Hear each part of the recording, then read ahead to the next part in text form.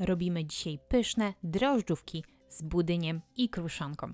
Lista składników dostępna jest w opisie profilu. Zapraszam do subskrybowania mojego kanału i robimy drożdżówki. Potrzebujemy 40 g świeżych drożdży, łyżka mąki, łyżka cukru i pół szklanki ciepłego mleka. I teraz całość mieszamy, odstawiamy do wyrośnięcia, najlepiej w ciepłe miejsce na około 10-15 minut. Do ciasta właściwego potrzebujemy pół kilograma mąki pszennej, szczyptę soli, 1 jajko, 4 łyżki cukru, pół szklanki ciepłego mleka i wyrośnięty rozczyn.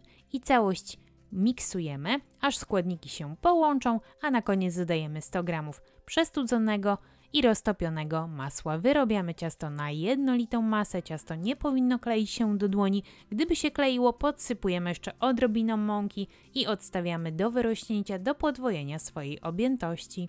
A gotowe ciasto jeszcze chwilę wyrabiamy na blacie, a następnie dzielimy na mniej więcej 12 równych części. Gotowe drożdżówki formujemy, lekko spłaszczamy, a następnie za pomocą szklanki robimy wgłębienie. Gdyby szklanka kleiła się do ciasta, to dno posypać odrobiną mąki. I teraz w te głębienia będziemy wkładać budyń. Budyń ugotowałam sobie wcześniej w 400 ml mleka, czyli w odrobinie mniejszej niż jest na opakowaniu, bo to był budyń na 500 ml mleka, więc dałam odrobinę mniej. Ja użyłam budyniu bez cukru, więc sama sobie dosłodziłam do smaku. Możecie dać łyżkę lub 2 cukru.